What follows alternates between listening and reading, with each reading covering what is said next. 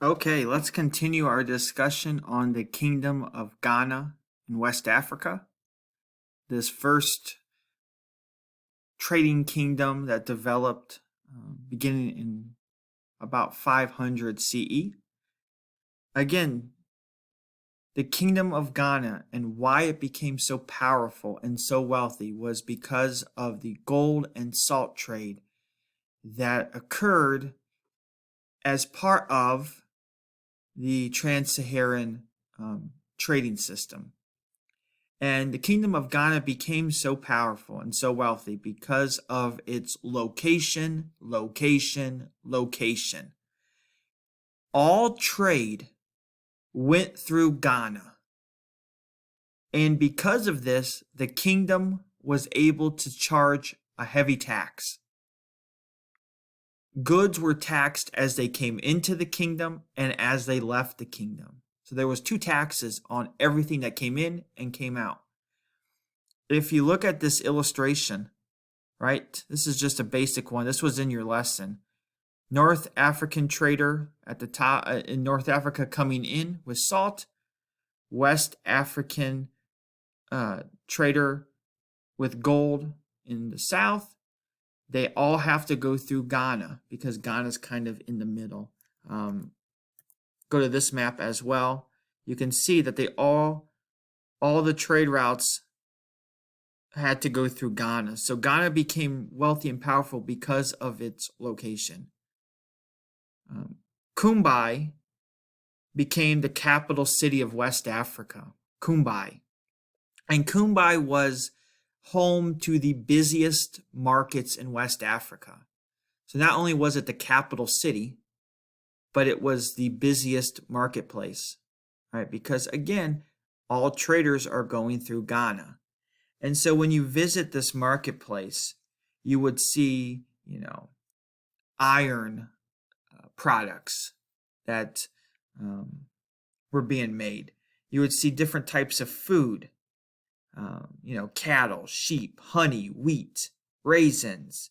You would see different types of products, ivory, jewelry, clothing. But what you would also see is Kumbai was home to one of the largest slave markets in West Africa. And the reason for this, and this is very unfortunate about, this kind of trade system, is that raiders would go into the southern part of Ghana, the southern border of Ghana, and capture people as slaves and bring it to the market. Slaves were a popular trading token. I don't want to say good because people are not goods. But slaves were traded with North Africans because then North Africans could sell them to Europeans. So slavery was a big part of the Trans-Saharan trading system. Again, slavery was not in the same vein as what we saw in America. It was not based necessarily on race, though it was in Europe. The raiders would just take anybody because of the wealth they could gain from the slave trade. So Kumbai was the capital city that had the busiest marketplace and one of the largest slave markets in Africa. Not only West Africa, but in all of Africa. Because Ghana became so wealthy, the kingdom of Ghana became so wealthy, the king was able to not only expand its borders, but was also able to keep a large army. And because that Ghana has such a large army, they were able to protect the kingdom better. And when they protect the kingdom, they made trade safer, right? Because there was no there was no not as much issues with people trying to raid them and steal their stuff because of this large army that protected the traders.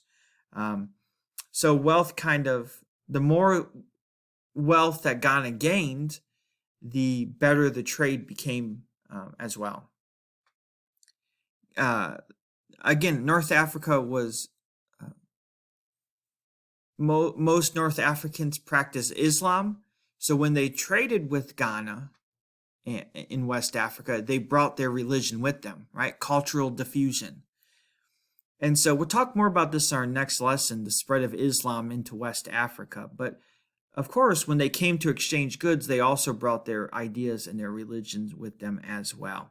And so the people of Ghana began to experience Islam. Now, during this time, Islam did not become as popular as it will become in the Mali Empire and Mansa Musa later on. But they do start to become introduced to Islam as well.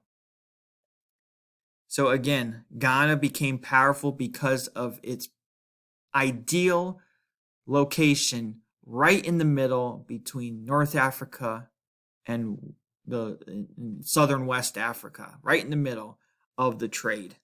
And they could tax and they could participate in this gold and salt trade. Okay. So what happened to Ghana? We talked about how powerful it was, how wealthy it was because of the trade. It declined for two reasons. Attacks. The Almoravids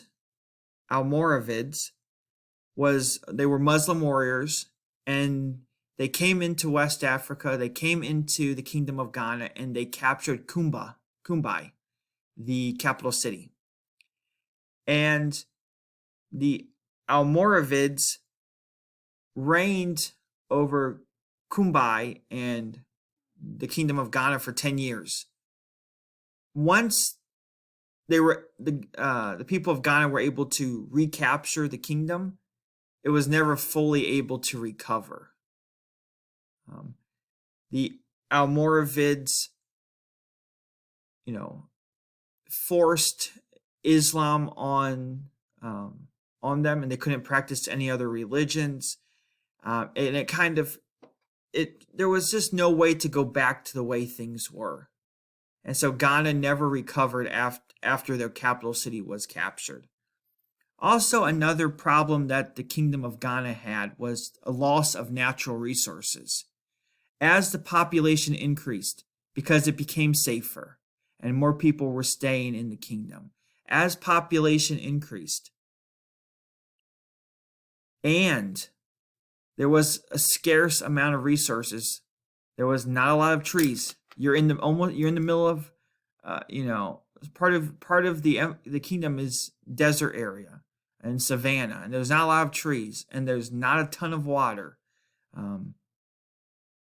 Because of an increased population and scarce resources, it led to some problems, and people had to leave the kingdom in order to survive. So attacks by the Almoravids and loss of natural resources kind of led to did lead to the decline of Ghana, and we see the rise of a new kingdom, Mali. And we'll talk more about Mali and Mansa Musa, one of my favorite people to talk about. We're going to talk about him on Monday. Okay, so here are the notes. Now you can go complete your last assignment for today. Let me know if you have any questions.